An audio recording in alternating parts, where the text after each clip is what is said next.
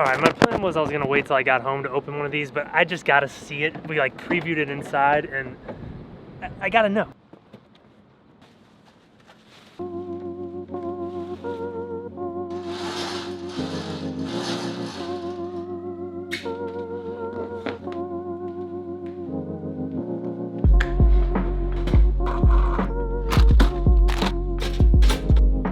Good morning, y'all. You know the vibes. My favorite breakfast on the planet. Sourdough English muffin, cream cheese, honey, undefeated combination right there. But this morning I want to start the day with some photography. Obviously after I eat, we're going to take this camera right here, the Leica QP out into Piedmont Park. See, every morning when I go on my run and I run through Piedmont Park, I notice that there's this insane light that happens. Sun coming through, morning type effect. I know that's a great description of what's going to happen, but today I want to try to take advantage of it, make some street photography out there. So we're going to throw a GoPro on this and start our day with little photography.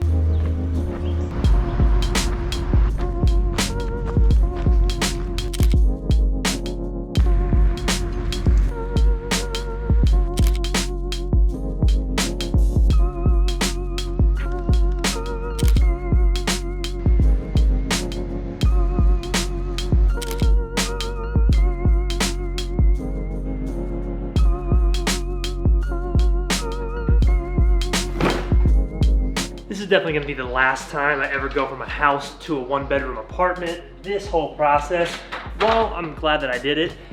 It's just like the stuff never ends. It's like a never-ending amount of stuff. Like, look at all this stuff that I gotta figure out where to put it. What am I gonna do with all this? I gotta get a bigger storage unit.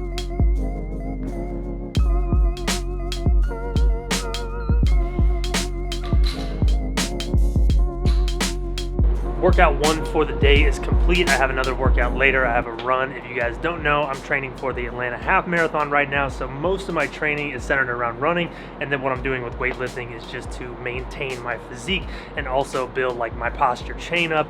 You know, and I can't lie, I'm really happy with the way training has been going. Yesterday I did a 7-miler. My average pace was 7:33 per mile. Heart rate was in control. And it really made me think maybe that goal of breaking 7 minutes per mile on a half marathon is gonna be completely possible. My initial goal was just to break 140, but now, I don't know, I might push it a little bit and see what I can do. Pro tip for life, if you're gonna leave your house in the afternoon or you go out at night, you're going to dinner or whatever, make your bed, because when you come home, it just feels so much nicer and it's gonna elevate your mood and make your life a lot better. I'm telling you, it's the small things.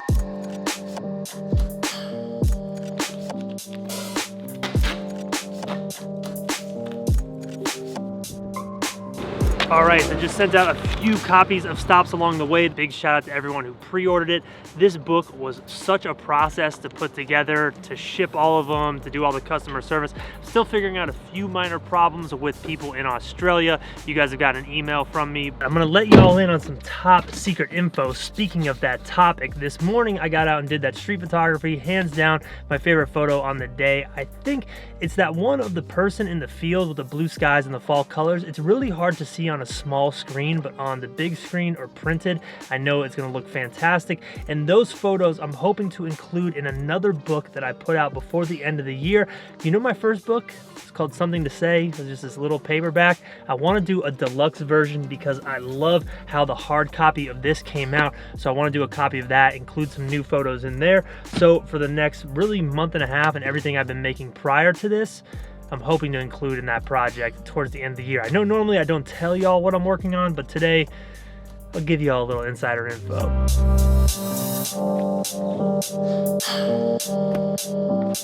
Had to make the quickest of stops at my parents' house because one, my mom made me some banana bread and I am never gonna turn that down. And this is not a box of Jordans, even though I wish it was. It's actually a bunch of hard drives. Now, contained in these hard drives, specifically these ones that are bubbled wrap, are some pictures that I would consider life-changing.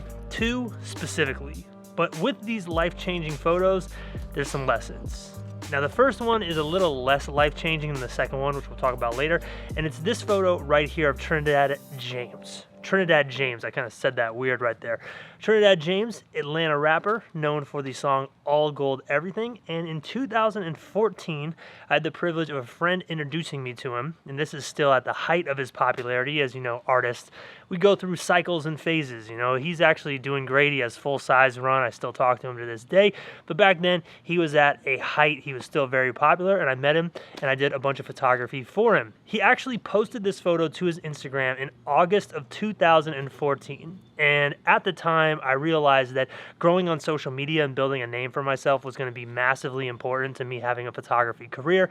I knew that that was like my network. If my social media was bigger, I had more potential to make money. I had more potential to just have opportunities. You know, like that saying goes, your network is your net worth. So I knew social media was important. So for him to post that, this is back in the days too, where on Instagram, if a famous person posted you, you know, you could get 10,000 followers in a day. But basically him posting this photo that I made and crediting me essentially gave me the credibility to everyone who saw it as a professional photographer who works with professional signed musicians. And then from there, he kept posting pictures. We did a few little album cover things together, but I never got paid a dime for any of this. I did go to San Francisco with them on Halloween. It was my first time traveling for work. It was the first time I went to San Francisco. It was amazing.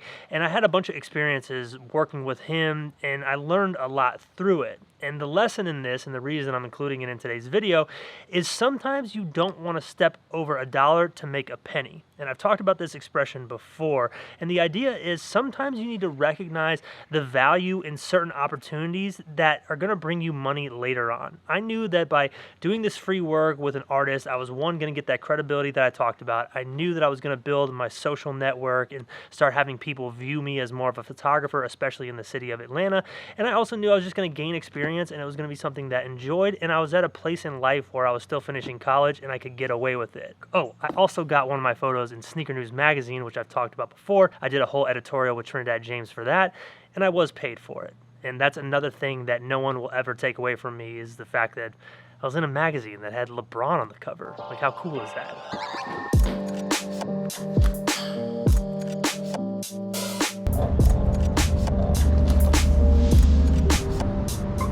Started out today working on a pretty cool little photography project. I can't say who it's with. It will eventually be on my Instagram, and then I got to send them the photos as well. It's kind of one of those little double dip type projects that I do. But now we are headed to a place called Framebridge, which I went to, I believe this was 2 weeks ago.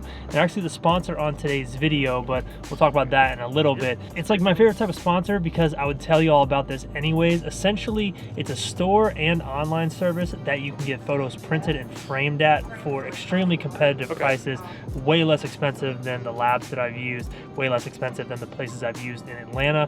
So we're gonna head in there and pick up 4 really large frame prints today. Excited about this.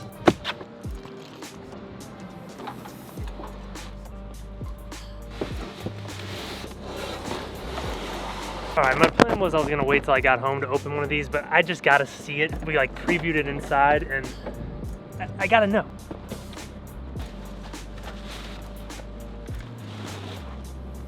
Look at this, yo. Oh my, like I don't even know how to hold it. Yo, this exceeded literally any expectation I had for this. This is nuts. So you can go to framebridge.com and use my code EvanRamp. You can get 15% off your first order online, or if you live in a city that has a store like this, you can come to the store, meet the great people. I mean, look at that.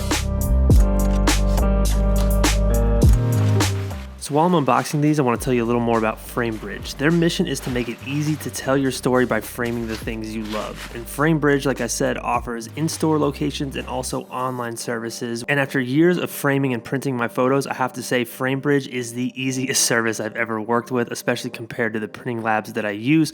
You can go onto their website, whether you're grabbing your photos from your Instagram or grabbing them from your computer, you upload them onto the site. You can choose a variety of sizes, a variety of matte sizes, all the different frames they have to offer, and it shows you a visual representation of exactly what you're going to get. Now, along with their traditional framing styles, one cool thing Framebridge has to offer is gallery walls on their site, and you can go to their website and put your photos in and actually configure the gallery wall and get an idea of what it's going to look like. So I'm really excited to have Framebridge as a new sponsor on this channel. You can get started today framing your photos or sending someone a special gift. Frames start as low as $39 and free shipping at framebridge.com if you use my code EvanRamp to get 15% off that first order. Thank you to Framebridge once again for sponsoring today's video. These prints are fantastic. So you know what's crazy about this particular photo right here? I hope you can see it. It takes up a lot of the frame. It's so big. But this photo is basically a night version of this image right here that I made in 2015. And this is the second photo I want to talk about today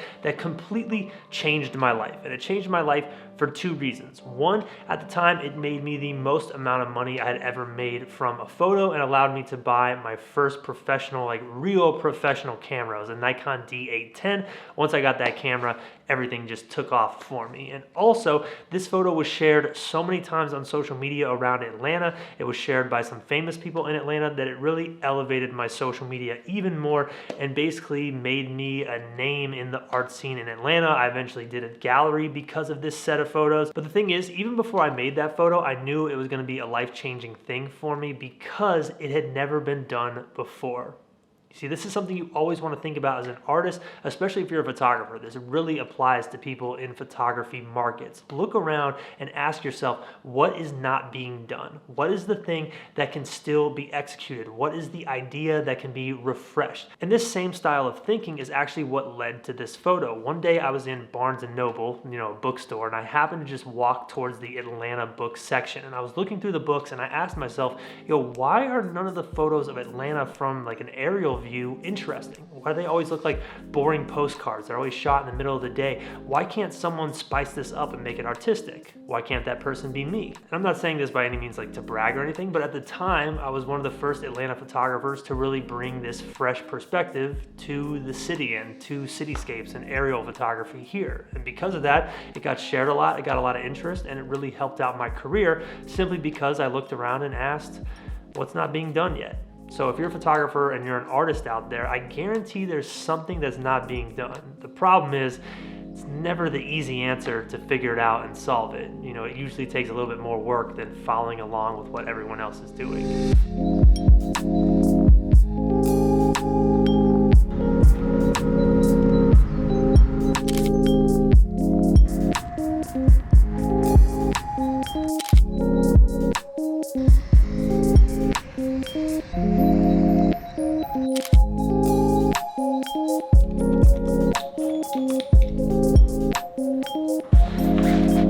So I'm going to go ahead and end today's video up here, but you know what's interesting about the two photos I talked about today? By conventional, definition, they're really not good photos. They're actually kind of bad considering they're like 5 years old. I actually went back and re-edited that cityscape, so it does look a little bit better now. But here's the thing. The reason why these photos can be what I consider bad, especially compared to my current day work, and still be life-changing is because sometimes things aren't about skill. They're about networking and they're about timing. And with those two photos, they just happen to be timed perfectly. Yeah, it would have been great if the work was a lot better, but it didn't really matter. I put myself in a position where, once again, I recognized the person who had the influence, who I could work with, who could help move my career forward, even though I wasn't getting paid for it. And two, the thing that wasn't happening in Atlanta, that even though the quality wasn't the greatest and it could have been better, it was still something that was new and fresh. So keep that in mind when you're thinking about your photography and growing your career and all that stuff. Sometimes it's not always about skill. Sometimes it's about your network and it's about timing, and that's something that I know that frustrates a lot of artists, but at the end of the day, it's a fact.